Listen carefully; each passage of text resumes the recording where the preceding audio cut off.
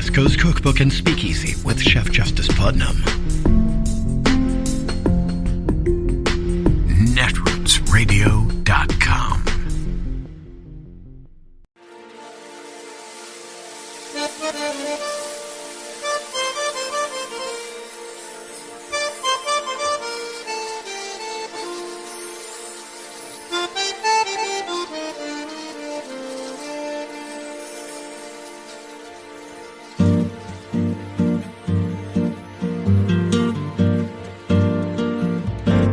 Je voudrais du soleil vert, des dentelles et des théières, des photos de bord de mer, dans mon jardin d'hiver. Je voudrais de la lumière, comme en Nouvelle-Angleterre. Je veux changer d'atmosphère, dans mon jardin d'hiver. Ma fleur sous la pluie de novembre, tes mains qui courent, je n'en peux plus de t'attendre. Les années passent, il est loin, là je tombe. Nul ne peut nous entendre. Je voudrais du Fred Astaire, revoir un latte. The closing arguments as we reach the final night of the midterm campaign. Will voters reject the politics of fear, denial, and insurrection? Or will they give in to the MAGA madness? And we are now one day before the end of election season. We've made it!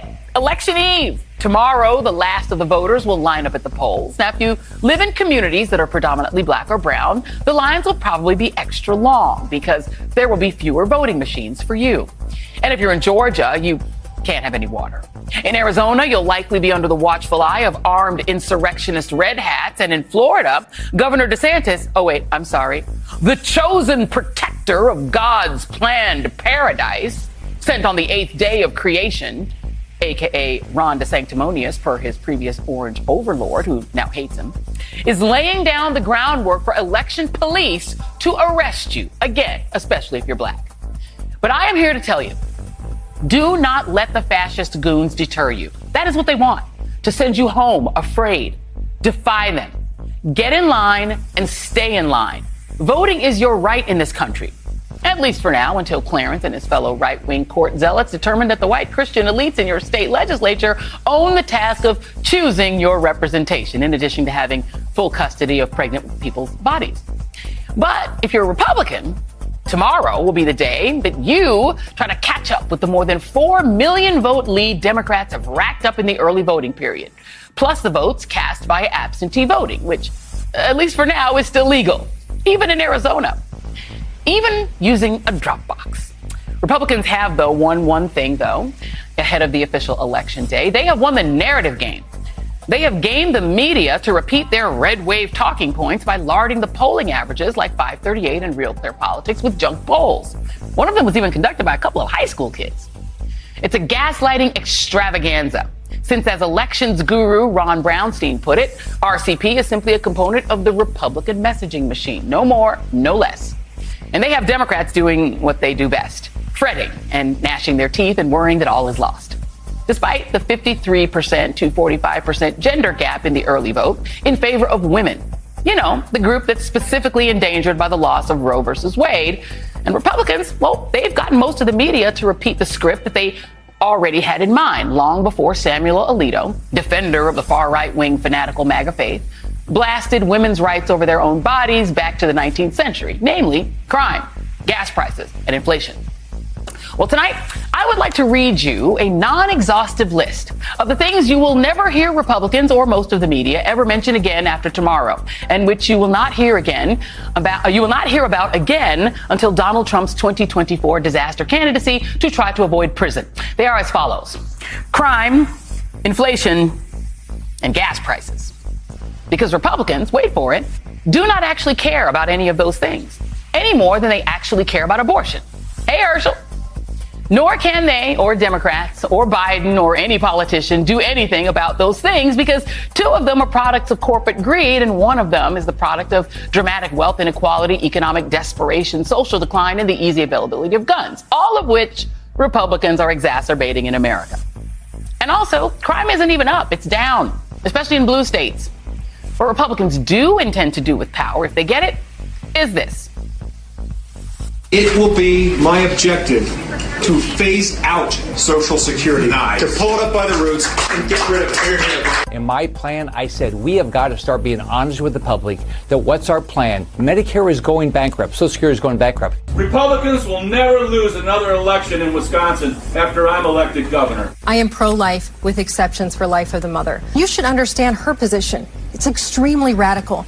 It's abortion up to the moment of birth. Will you accept the results of your election in November? I'm going to win the election and I will accept that result. If you lose, will you accept that? I'm going to win the election and I will accept that result. Or, as the Lincoln Project put it more pointedly, fewer places to vote, longer lines. Don't worry, they say. We're just improving the system. They hope we won't notice the rules are changing because they lost the last election. They hope we just won't care enough to stop them. They believe they can take America away from us, and we won't even notice.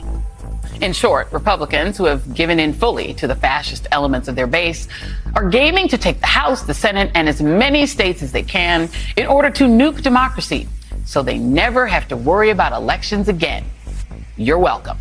Joining me now is former Obama campaign manager David Plouffe, who is now an MSNBC political analyst, Kurt Bardella, Democratic strategist, and Jelani Cobb, dean of the Columbia Journalism School, staff writer for The New Yorker, and an MSNBC political contributor. And I'm going to go exactly in the order I introduced you. I'll thank you for being here. David Plouffe, first I want to play Mr. Shapiro, who is running, I think, one of the best campaigns this season and doing an actually really good closing argument. Let me play the Shapiro closing argument from the state of Pennsylvania. Take a look. It's not freedom to tell women what they're allowed to do with their bodies. That's not freedom. It's not freedom to tell our children what books they're allowed to read.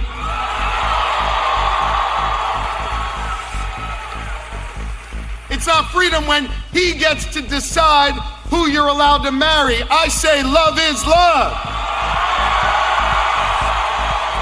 How is that as a closing argument in your view, David Plouffe? Well, Joy, I think it's stirring and effective, and I agree. I think he's been one of the more impressive candidates this cycle, running one of the more impressive races. Now, he does have a target-rich opponent in Mastriano, but there's others like Mastriano around the country who are in dead heat races. So, I always think it's effective to go at opponents' perceived strengths, whether it's things like freedom, family values. I used to feel that way about taxes and national security. Take it right to them. Obviously, you have places where you have the strength of the electorate, but I think it's really important to go on the offense. So I thought that was a great way. Obviously, then Barack Obama followed him, kind of a stirring event where I think you had some great rhetoric and some great arguments to close out an important. And listen, Pennsylvania is key. Yeah. Obviously, we need to hold the governor's race as a Democratic Party because the governor there has enormous power over elections looking ahead to 2024. But that Senate seat is obviously critical because it's the Democrats' best chance to take a Senate seat away from the Republicans.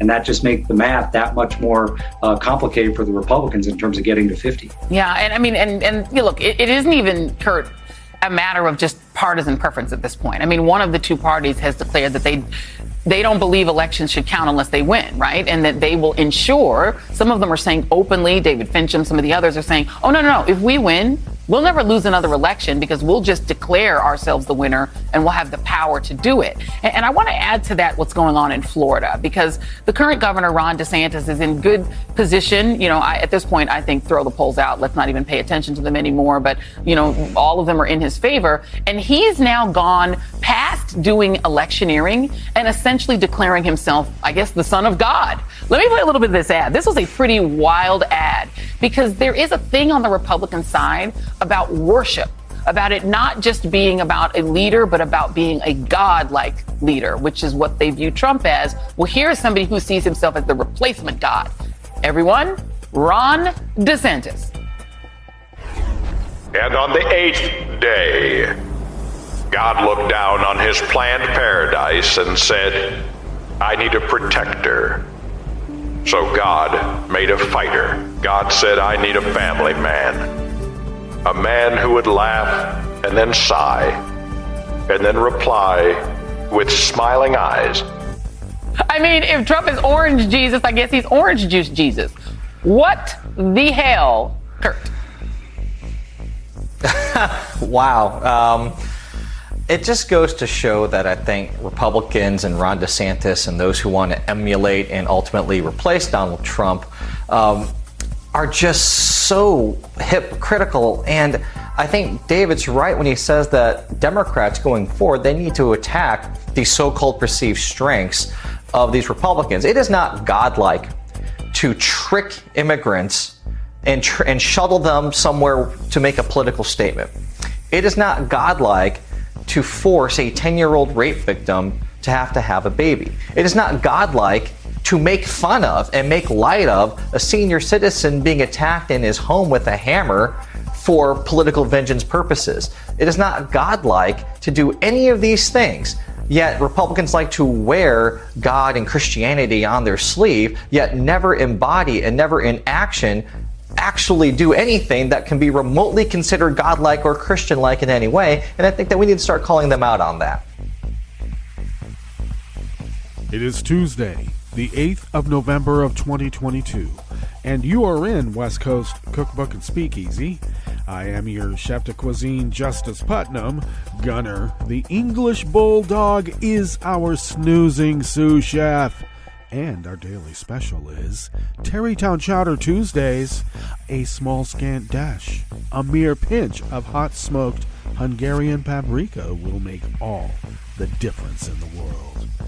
All right, and if the fires will stop in Spain, the Spanish paprika is equally as profound and, well, we like to say good as the Hungarian kind, especially since the Hungarian kind is, part of Hungary. And you know what's happening in Hungary right now, don't you? Well, shall we say they've been slipping into darkness, which is off to the right side.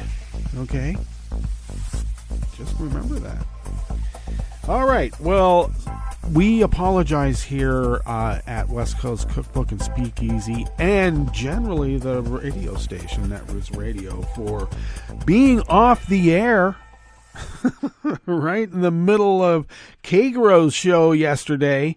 But it was truly an act of God. We had a winter storm, and it not only knocked out the power here in Rogue River, which usually when that happens, it's usually because somebody was driving drunk on the river road and smacked into a power pole. Because not everything is buried here, though it should be. Anyway, so that was what that's what I surmised it being. Somebody slipped in the ice and smacked a power pole. But no, it wasn't that. I was able to get a notice from the cable company that the power was out, though I didn't contact the cable company. That went out as an automated gesture on their part. But when I report an outage to the power company, they'll ask me, well, what's the phone number associated with the account where your outage is? And I did that, and I wouldn't get an answer.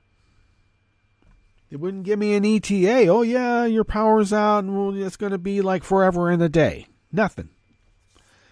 And the reason for that is that the power didn't go out just in our little burg of Rogue River, but the whole region.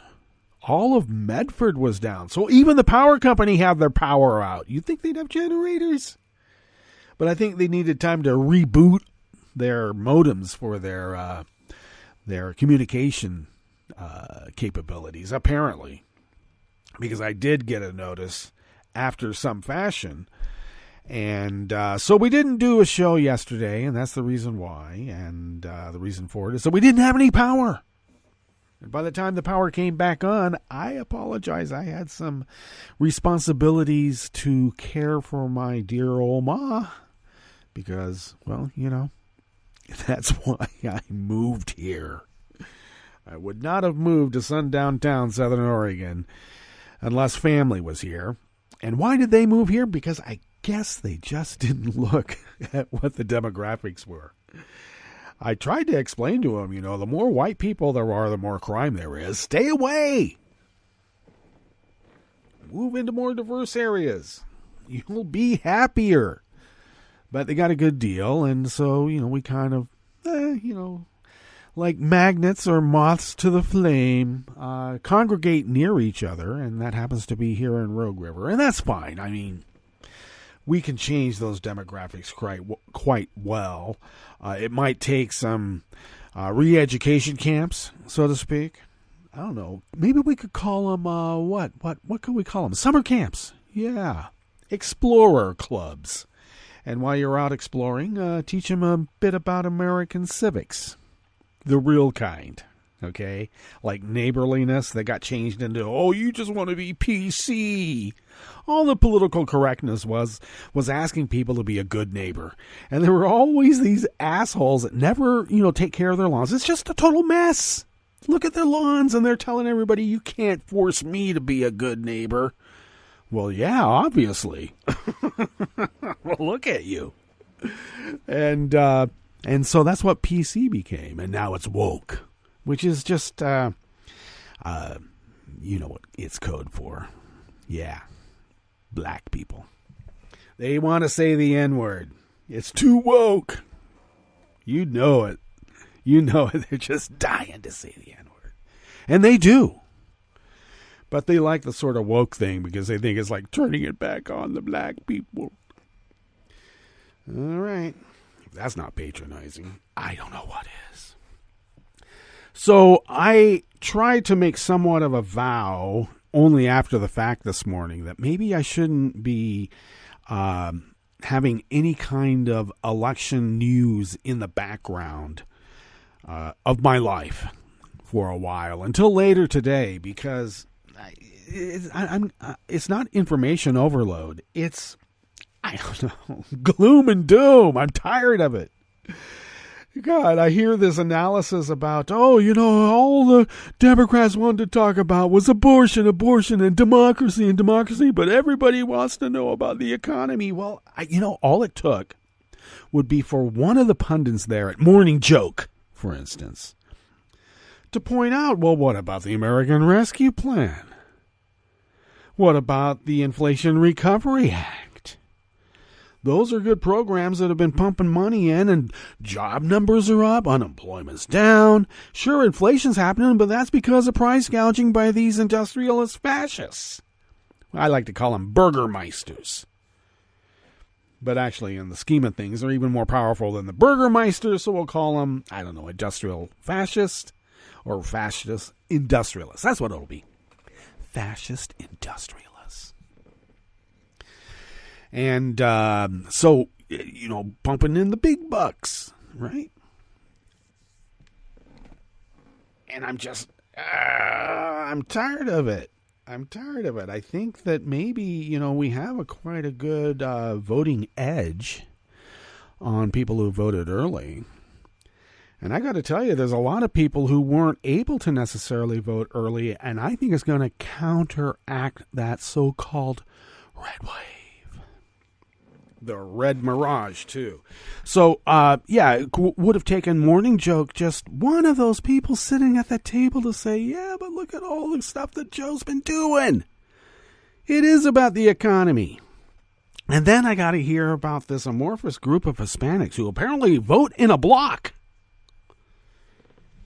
Joe's lost the Hispanic vote. He lost the Cuban vote. Every Democrat does. Give me a break. But on the other hand, I wish it would have taken, and I wish it had taken at least one of the pundits sitting at the table to point out that Spanish radio and TV has been inundated 24/7 with the most profound, weird, QAnon-inspired maggot lies. Yeah, apparently the Inflation Recovery Act and the American Rescue Plan are socialists. It's socialist. And then, explain to them that the interstate highway system, when it was first even brought up, the first thing the Birchers accused Eisenhower of being was a commie. You were going to do an interstate highway system, well, only commies do that. Well, actually, the Nazis did it. But that's neither here nor there, with the Autobahn. And once again, that's neither here nor there. We needed a way of not only transporting goods from coast to coast, but we needed to protect ourselves in terms of, protecting the continent from, hostile forces. At that time, mostly thought of from outside the boundaries of the United States. Well, at least the continental United States.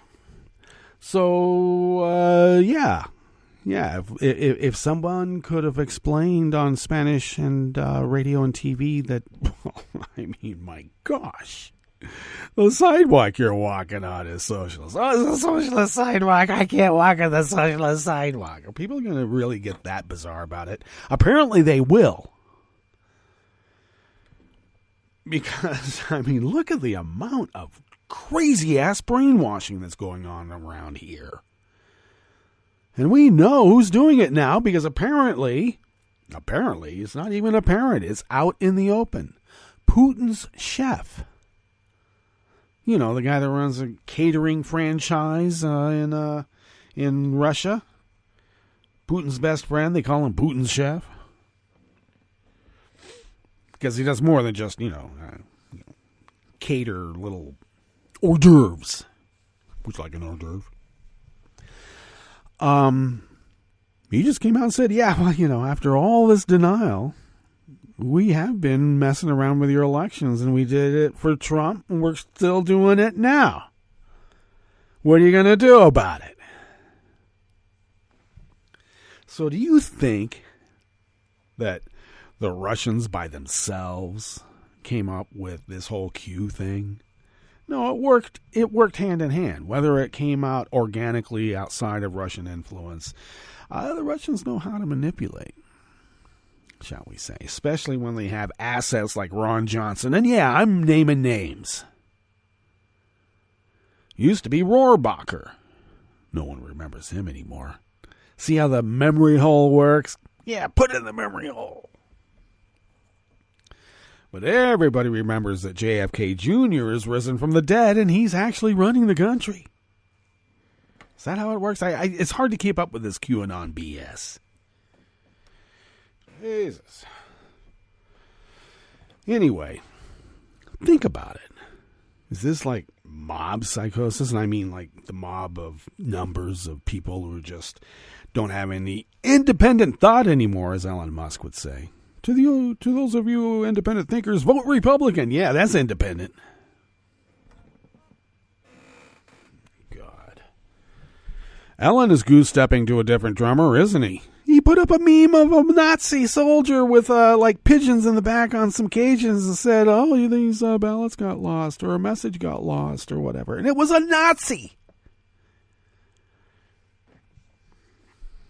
And then he says, vote Republican. Independent thinkers, because, since the presidency is in Democratic hands, Congress should be in Republican hands. And I need to point out, okay, give me a break. We already saw what happened when we had a Democratic presidency, Obama, and a Republican-controlled legislator, McConnell. Okay, and it could have been a lot worse, and I'll tell you why. Because there's 3 branches of government, Alan. And if you didn't know, if you had maybe actually had to learn something instead of just being born on third base with your blood emerald apartheid blood emerald fortune, hey, I'm just bringing it up, okay? Buying your way into fame and fortune. Well, fame.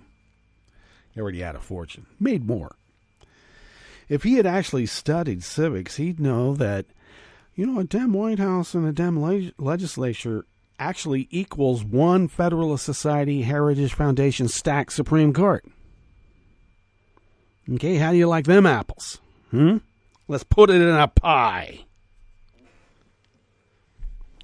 with ice cream on top. That's right. I'm just tired of it. I'm tired of these industrialists, fascist. Fascist industrialists. There, I got it out. They have no national allegiance. They go where the power is. And what is the power that they have to what? I guess just keep from paying taxes? It's not just to keep from paying taxes. That's a perk for having power.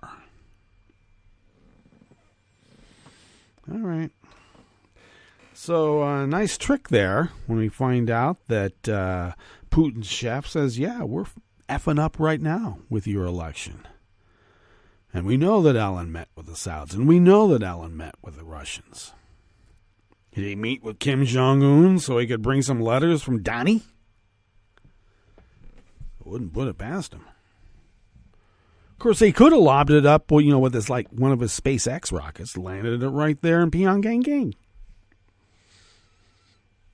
Right there. 48th parallel, let's put it that way. Okay, well, what do we have in store for you? Since we didn't have a show yesterday, we had to make a whole new show. I'm sorry. We were right in the middle of, not in the middle, but the final throes of getting yesterday's show together and getting the clip all up and ready. Well, times change, so we actually put up a different clip. And that's with joy, yes. Republicans who have given into fascist elements are trying to nuke democracy. I don't think they're trying. I think they are. They have. On the rest of the menu, an Arizona judge blocked a Republican effort to delay election results by hand counting all the ballots. They found out when you hand count a ballot, they went through only like a few hundred in this one county that has, I don't know, like 4,500 or something, and they went through a few hundred, and it took them like 3 days to go through just a few hundred. Yeah, because they go through something and then they all have to check. When I say all, there's election monitors and there's representatives from both sides. They have to look at the ballot and they go, okay, that's a good one. Okay, that's a good one. When in actuality, how it works in Arizona is that they take a sampling of ballots at the beginning to make sure that the machines are calibrated properly so that the machines can just simply count the ballots. Well, that's one way to delay it. Then they can say, all ballots that came in after Election Day at midnight are no longer counted.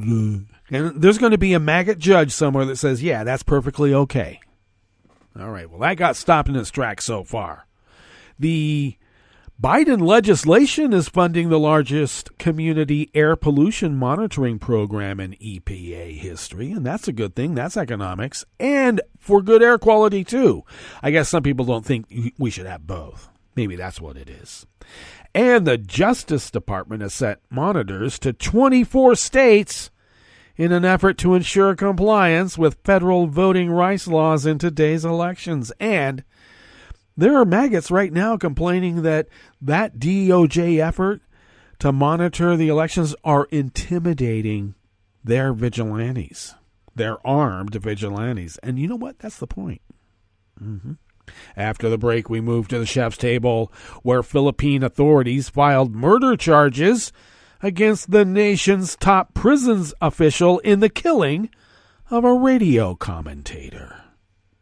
And China lashed out over a visit to Taiwan by British Trade Policy Minister Greg Hands. All that and more on West Coast Cookbook and Speakeasy. Bon appetit.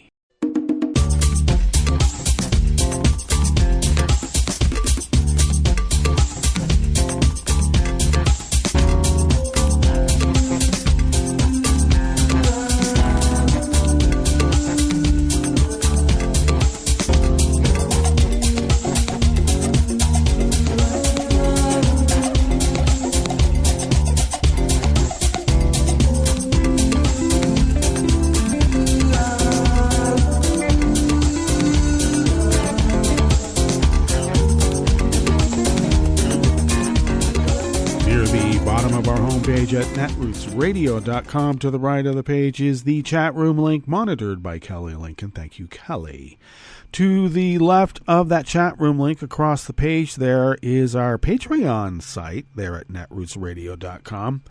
And if you could become a recurring Patreon of Netroots Radio, it really helps us pay our bills. So please do. Please do. If you would like to follow Netroots Radio on Twitter, you can do that by going to at Netroots Radio. As far as Twitter is still happening, I mean, we're not going anywhere right now, especially during the midterms, because that's exactly what they would want us to do, wouldn't they? But Tom takes care of the Twitter feed, and thank you, Tom, for doing that. And thank you both, Kelly and Tom, for everything that you do. If you would like to follow me on Twitter, you can do so at Justice Putnam. And I post the show notes and links diary on Daily Kos 10 minutes before showtime, and you can find those show notes and links by going to my Twitter feed at Justice Putnam. So far, will I have to go to Mastodon?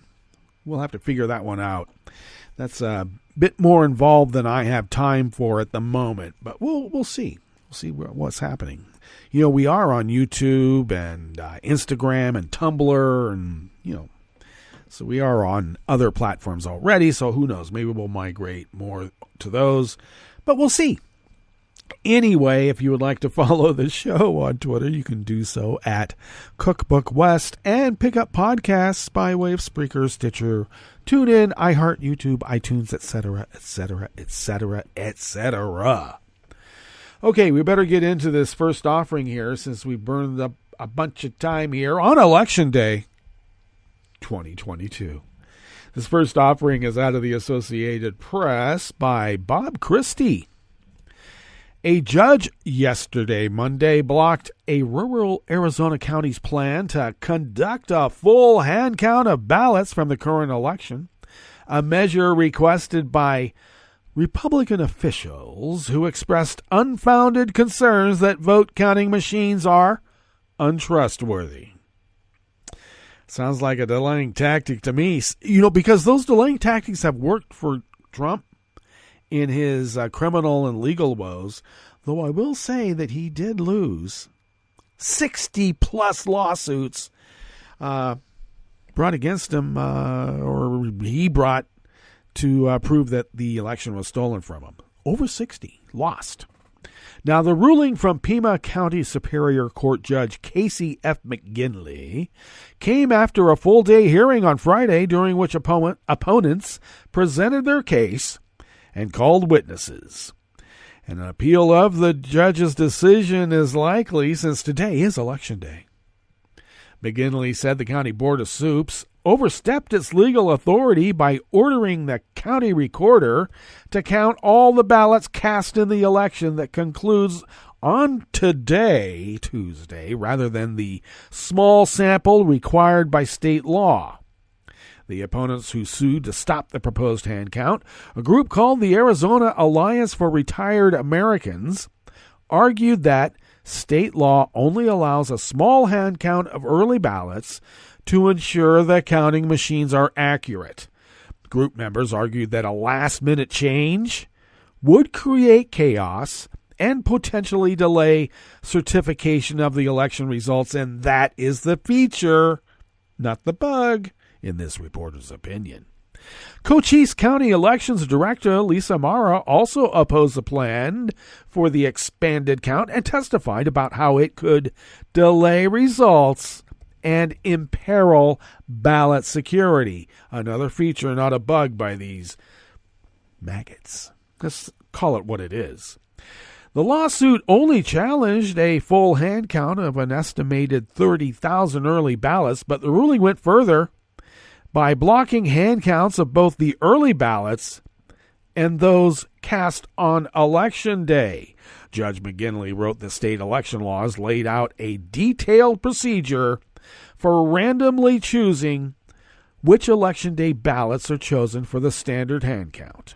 The process for early ballots has different rules, but specifically says it must stop once that small sample matches the machine count. That tally starts with 2% of the precincts, or 5,000 ballots, whichever is less.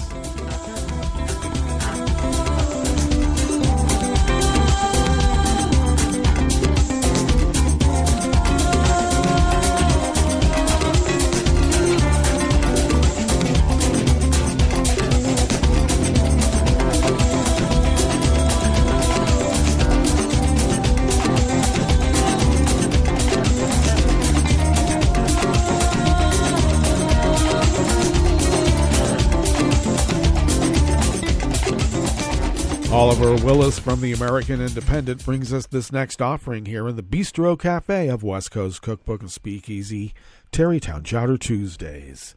The Environmental Protection Agency announced $53.4 million in grants to fund 132 community air pollution monitoring projects in 37 states. The EPA described the awards as the largest investment for community air monitoring in EPA history. The projects will be funded through legislation enacted by President Joe Biden.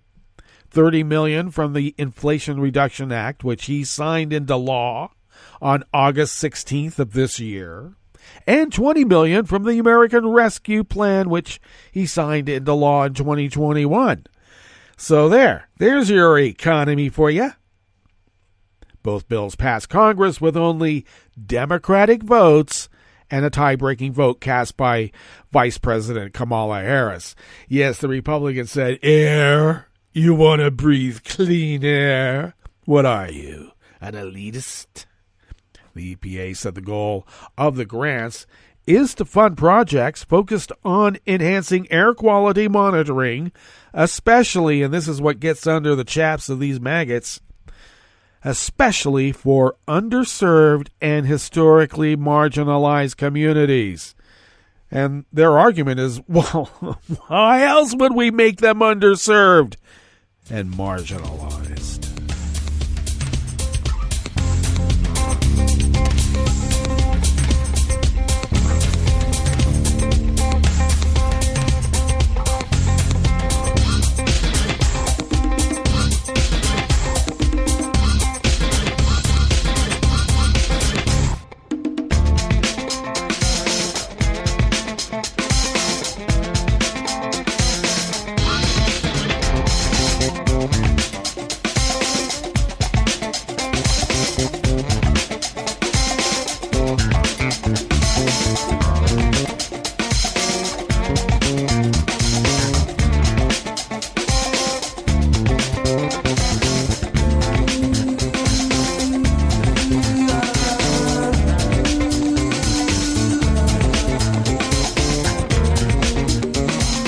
Michael Basalmo of the Associated Press brings us this final offering here in the Bistro Cafe part of West Coast Cookbook and Speakeasy. The Justice Department has sent monitors to 24 states in an effort to ensure compliance with federal voting rights laws in today's elections. Today being Tuesday, November 8th, of course. The action, which occurs regularly on Election Day, comes as civil rights groups and the federal government have raised alarm over potential voter intimidation at some polling places and ballot boxes. Not only potentially, but they have actually been intimidating voters. The 2022 election is playing out against the backdrop of persistent falsehoods made by Trump and his Republican allies about losing the 2020 vote, a relentless campaign that will have implications as people cast their ballots. Democrats, on the other hand, have expressed concerns over the potential for voter suppression. The 64 jurisdictions where federal monitors, typically lawyers with the Department's Civil Rights Division and U.S. attorneys' offices across the United States, are going to include Maricopa County, Arizona, where there have been reports of people watching ballot boxes, sometimes armed and wearing ballistic vests. The Justice Department also announced it will be sending monitors to Cole County, Missouri, where local officials have said they would block the monitors. Secessionists. The attorneys will be in regular touch with election officials in the locations and will watch for signs of disruptions to voters' ability to cast ballots. There is also a call-in line should voters feel they are suffering discrimination at a polling place. The monitors are being sent to protect the rights of voters, as they have for decades, the Justice Department said in a statement yesterday, Monday. Well, indeed. All right, let us now go to our break, and when we get back from that break, we will go through weather from around the world, and we will finish up with the stories that we have curated for you today.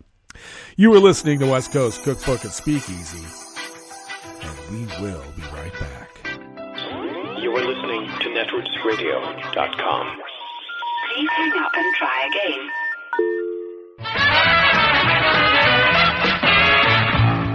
From a point at sea to the circles of your mind, a new force is at work for planetary transformation. New radio for a new Earth.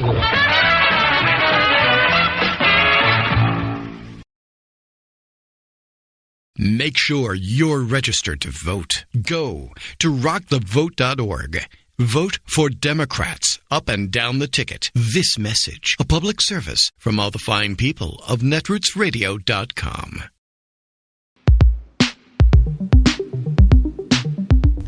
This is 60 Second Science. I'm Talika Bose.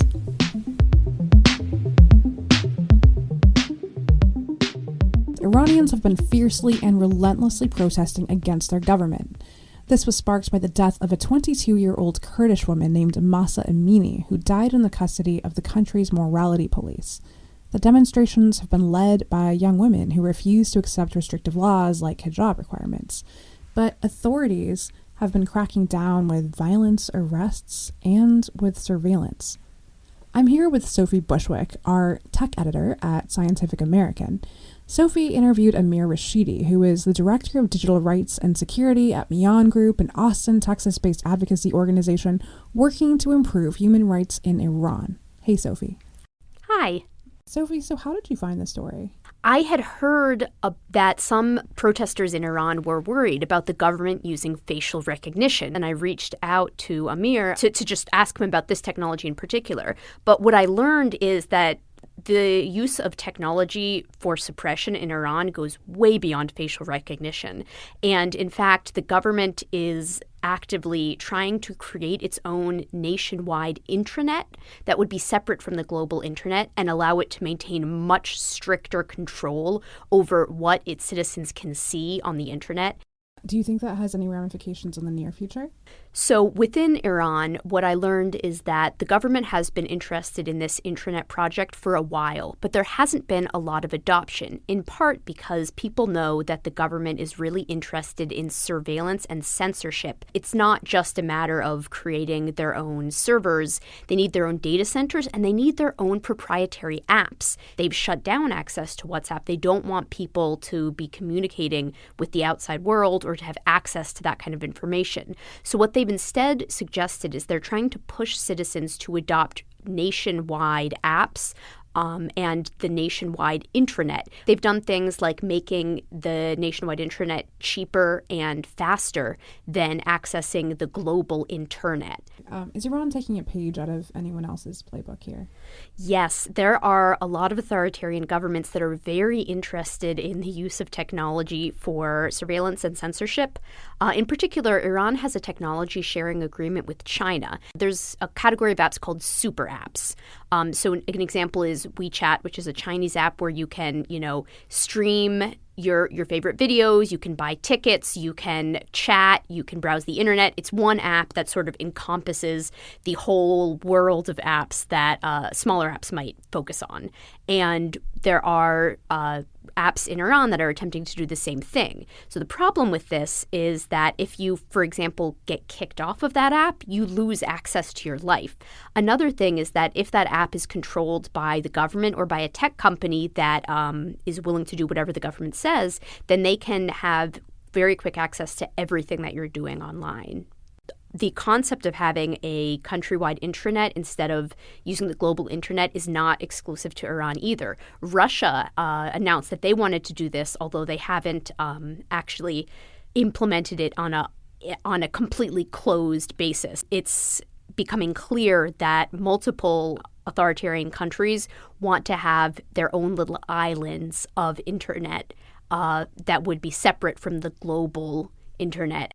That sounds pretty terrifying. It's not great. It's not great for people who live in the countries that are controlled by the government. It's not great for people who believe in the concept of the internet as a unifying source where people from all over the world can connect with each other and read about what each other are doing. Aside from being shut off from the global internet, what else could happen? Recent reporting actually suggests one of the ways that the government might be throttling connectivity speeds, at least for cell phone users, and that's a computer tool called SIAM. Telecommunications companies install it, and it basically gives the government the ability to target internet speeds on individuals' phones. It's even scarier than that. It has other surveillance access to phones, so it could track a phone's location. It might be able to decrypt messages and other information. And in general, it seems like a surveillance tool that telecommunications companies are just handing over to the Iranian government. What do you think the biggest takeaway is from this story, and what should people know going forward? Governments that want to control their citizens are learning from each other, but internet freedom activists are also learning from each other, and advocates all over the world are trying to help Iranians. They're trying to increase access to the internet, and that they are also learning from each other. And I think one of the things that illustrates is the value of the global internet, the way it allows people from all over the world to connect on a common cause.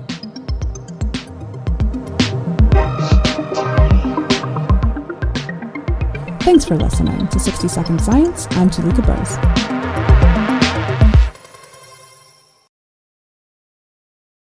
Hi, it's Tom. Could we humbly suggest your donation to netrootsradio.com? All we've got to run this 24-hour powerhouse of progressive resistance radio is what comes out of our own wallets. And you are our biggest donor. It doesn't take much, $3, $5. Just go to the bottom of our netrootsradio.com page and hit our secure donate button. Heck, you can even make a recurring contribution. So donate what you'd like at the bottom of our netrootsradio.com's homepage. Because you are our biggest donor. netrootsradio.com. Together, we are Resistance Radio.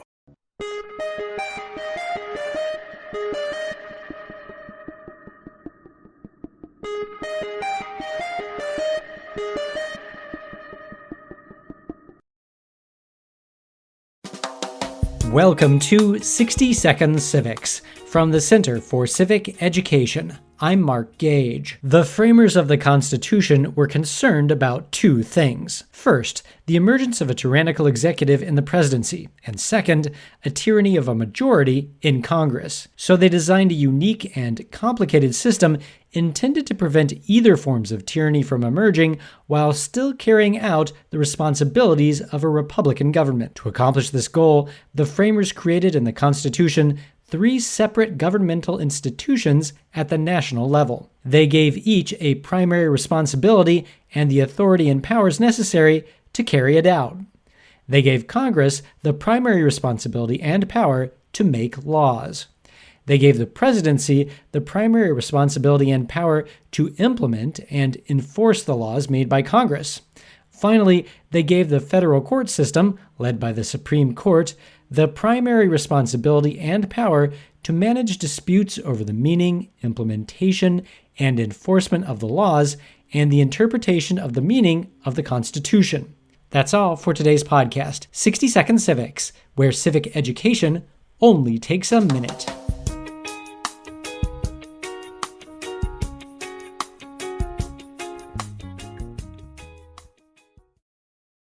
I'm Rick Smith, and this is Labor History in 2. On this day in labor history, the year was 1892. That was the day that black and white workers in New Orleans began what is considered the first integrated general strike in United States history. The strike began when the New Orleans Board of Trade refused to enter into an agreement with the Teamsters Union because it included black members. The Teamsters were part of what was known as the Triple Alliance. The other two groups in the alliance were the Scalesmen and the Packers unions. The Board of Trade had settled contracts with those two, mostly white unions. The refusal to bargain with the Teamsters set a wave of anger through the New Orleans labor movement. Labor was on the march in New Orleans in 1892. That May, streetcar workers had won union recognition after a successful strike. The American Federation of Labor had spent the year organizing throughout the city. One emphasis of the organizing drive was interracial labor cooperation. Workers were ready to let their voices be heard. The general strike was called and grew to include between 20 and 25,000 workers. Trade unions, musicians, and shoe clerks joined the strike. Even some of the unions that had already won contracts, including the streetcar workers, walked off the job in solidarity. The central demand was union recognition. The mayor of New Orleans refused to deploy his police force to stop the strikers, but the governor threatened armed intervention. Faced with that threat, the strike ended on November 11th. The workers gained some wage increases, but did not win union recognition. And in retribution for their solidarity, the streetcar workers lost the contract they had won earlier that year. Labor History in 2 brought to you by the Illinois Labor History Society and The Rick Smith Show. For more information, go to laborhistoryin2.com.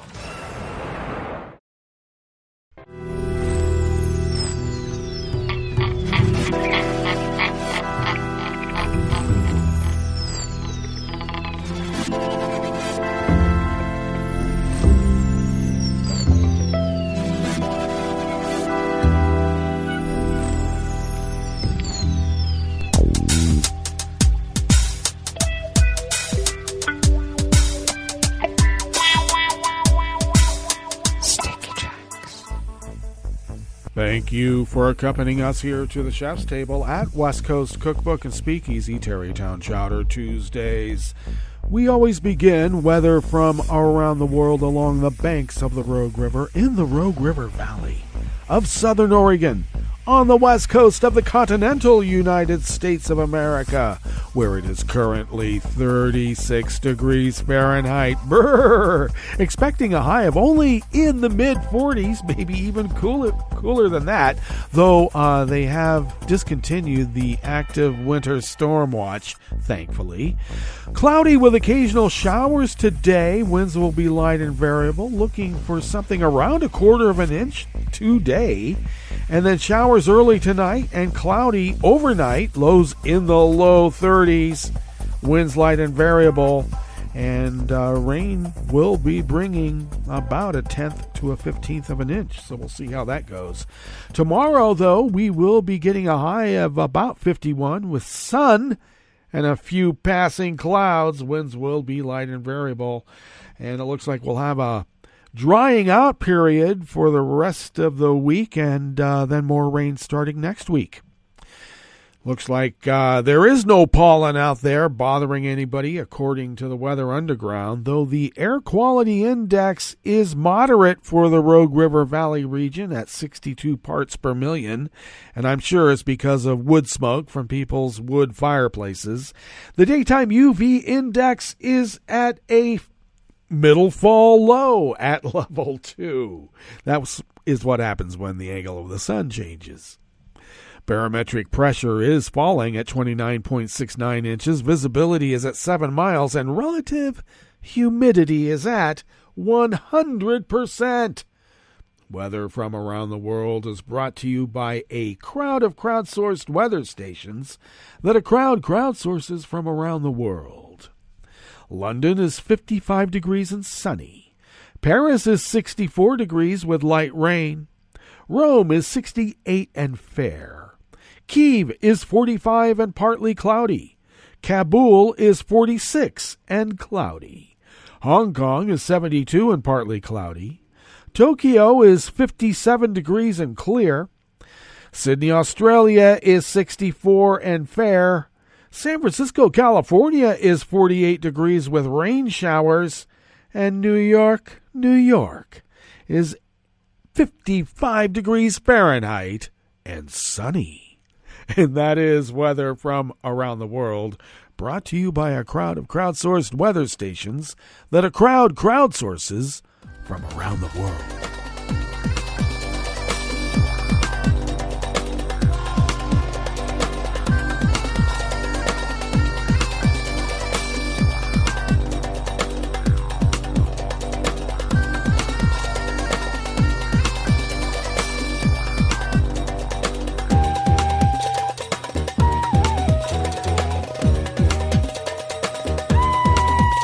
Jim Gomez of the Associated Press brings us this first amuse-bouche here at the Chef's Table at West Coast Cookbook and Speakeasy Tarrytown Chowder Tuesdays.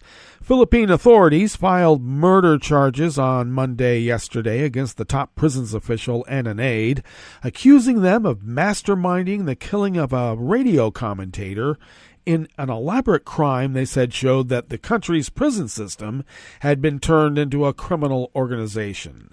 The complaints were filed against Bureau of Corrections Chief Gerald Bantag, who has been suspended from his post, prison security official Ricardo Zulueta, and other key suspects in the October 3rd fatal shooting of Percival Mabasa. The journalist had fiercely criticized Bantag and other officials for corruption and other anomalies. Mabasa, who used the broadcast name Percy Lapid, is among the latest media workers killed in a Southeast Asian country, regarded as among the most dangerous for journalists in the world. Top Justice, Interior, and police officials said 3 gang members locked up in the country's largest prison under Bantag's control were tapped to look for a gunman to kill Mabasa.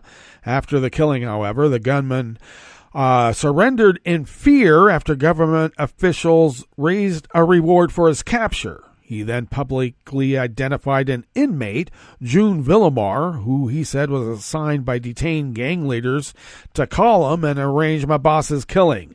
The gang leaders later killed Villamar inside the prison by suffocating him with a plastic bag, allegedly on orders of Bantag and Zulueta, officials said. Mabasa was shot to death for his critical exposés against the prison's chief, and Villamar was killed by gang leaders as a cover-up after he was publicly identified by the gunman as the inmate who arranged the killing behind bars. Bantag has denied any involvement in the killings. He and Zulueta have also been charged for the killing of Villamar. No warrants have been issued yet for their arrests, officials said.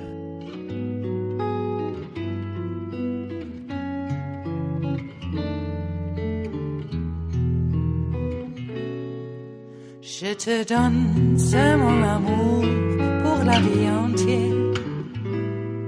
La promesse de me trouver à tes genoux. Aussitôt que tu m'appelles, rester toujours fidèle.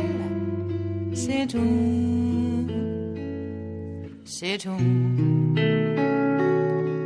Je te donne tous mes printemps, mes étés de mer. Mes automnes, quand les feuilles tombent partout. Si ce n'est pas une bonne affaire, je te donne tous mes hivers. Staff at the Associated Press brings us this final amuse-bouche here at the Chef's Table at West Coast Cookbook and Speakeasy. China lashed out over a visit to Taiwan by British Trade Policy Minister Greg Hands, the latest foreign official to defy Beijing's warnings over contacts with the self-governing island republic. China claims Taiwan as its own territory and threatens to annex it by force. It also seeks to isolate it diplomatically, requiring governments that it has formal relations with to respect its One China principle. The British government said Hans was on a 2-day visit during which he would meet Taiwan President Tsai Ing-wen and co-host the 25th annual trade talks between the sides. China has imposed visa bans and other forms of retaliation against foreign officials and governments that extend contacts to Taiwan. Taiwan has formal diplomatic ties with just 14 nations and is excluded from the UN and other major multinational groups at Beijing's insistence, yet its thriving democracy, high-tech economy, and strategic location in the Asia-Pacific have drawn strong support in spite of Beijing's condemnations and threats. Well, that brings us to the end of our broadcast period for the day, but you do know Netroots Radio broadcasts on, and we will meet up here tomorrow for Smothered Benedict Wednesdays. So do stay tuned to Netroots Radio all day and all night for all the breaking news as it breaks, and we will meet up here tomorrow, right here in West Coast Cookbook and Speakeasy. Bon appetit.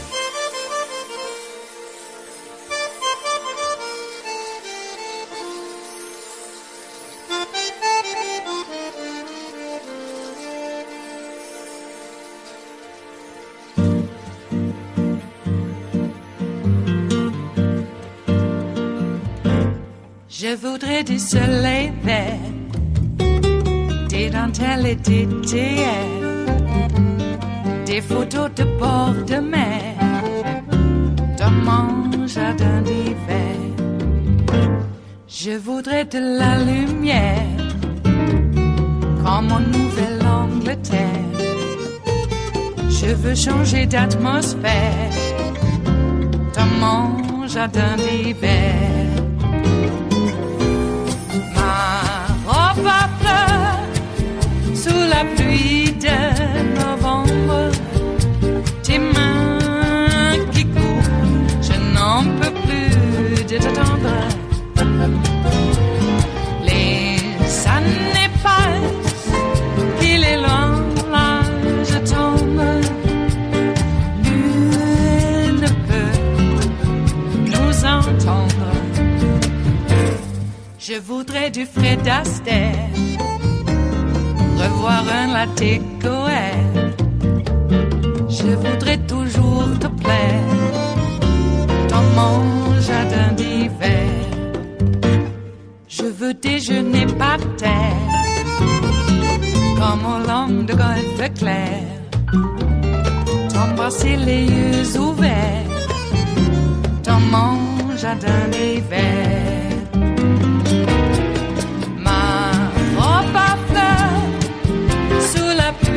De novembre, tes mains qui courent, je n'en peux plus de t'attendre. Les années passent, il est loin, là je tombe. Nul ne peut nous entendre. Ba-da-da-dum-di-da-dum. Ba-da-da-dum-di-da-dum. Ba-da-da-dum-di-da-dum. Dans mon jardin d'hiver. Ba-da-da-dum-di-da-dum. Ba-da-da-dum-di-da-dum. Ba-da-da-dum-di-da-dum. Dans mon jardin d'hiver. Dans mon jardin d'hiver. Dans mon jardin d'hiver.